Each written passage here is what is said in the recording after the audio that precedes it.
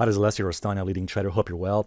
Let's talk briefly about what happened yesterday on the stock markets, because this is immensely interesting. As you probably know by now, yesterday we had a huge sell-off on the stock markets. In fact, as you can see here from this red bar here on my chart. Now, what's interesting is what happened before the sell-off occurred. As you will see here, so this is the S&P 500 chart. Notice just last week we had the stock markets going above this line here. Actually, this happened on Monday. On Monday, the stock markets jumped above this green line you see on my chart. Now, why is that significant?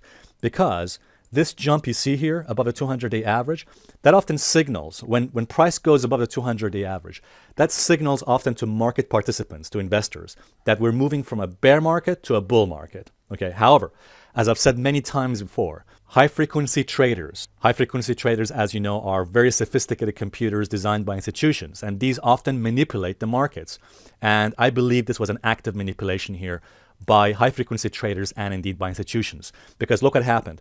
Price gets above the 200-day average only for yesterday to reverse course and go back right below it again. This to me looks like an active manipulation and indeed also is a very bearish negative signal. And you will see the price also closed below not just the 200-day average, but also closed below the 21-daily average as well. Again, a very important bearish signal. The same thing happened, by the way, as you'll see here, a very similar thing happened back in November. Price gets above the 200-day average and then a few days later drops back below it again. Again, notice what happens. Selling pressure begins. But that's not all. Let me show you this chart over here. And here's a chart on my MT4. And I want to show you something. Just a few days ago, on Monday, we hit overbought conditions on the RSI in combination with a warning signal by the delta vortex. Now, this is the delta vortex bearish signal we're seeing here. All right. And notice just yesterday, it was followed by a sell signal. So this is a delta vortex sell signal that occurred yesterday after the warning, that orange warning signal. And last time one of these signals occurred was back in November, as a matter of fact, early November, where we saw a warning followed by the red sell signal. And you can see the price then dropped actually quite a bit lower, as you can see right there. Now, of course, it is possible that just like every other indicator out there, that the delta vortex could show false signals too. It's perfectly possible, but it is what it is, and that's what we got in front of us right now. So there's a lot of indications here that this market is by no means looking good.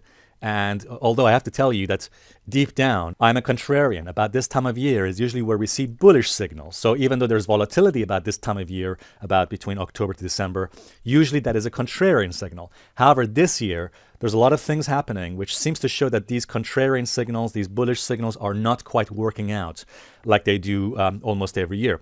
For one thing, take a look at this. The chart of junk bonds.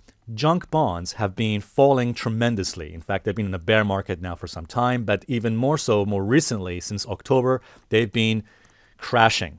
Now, why is that important? Because when junk bonds are dropping, and I've mentioned this before in my videos, when junk bonds are selling off, that's an indication that market participants, that investors are moving away from risk. They are shunning risk.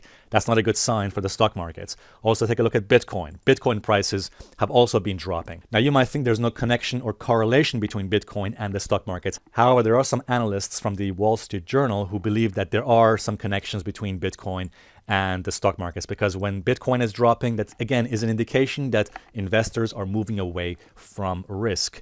So going back to our chart of the stock markets, what's interesting to me is this level right down here. We just zoom out a little bit.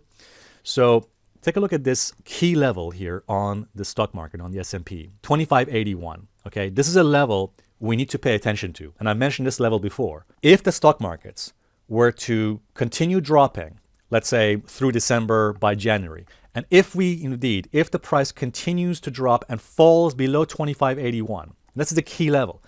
If the stock market breaks 2581 and stays below it, then brace for impact, because that is an early indication of major trouble in the stock market. And if that happens, again, brace for impact, because we're potentially heading further lower. And I have to tell you, my own personal gut feeling about the stock market is that very likely, on the balance of probabilities, I think we could break this support level of 2581 potentially by the January of this year.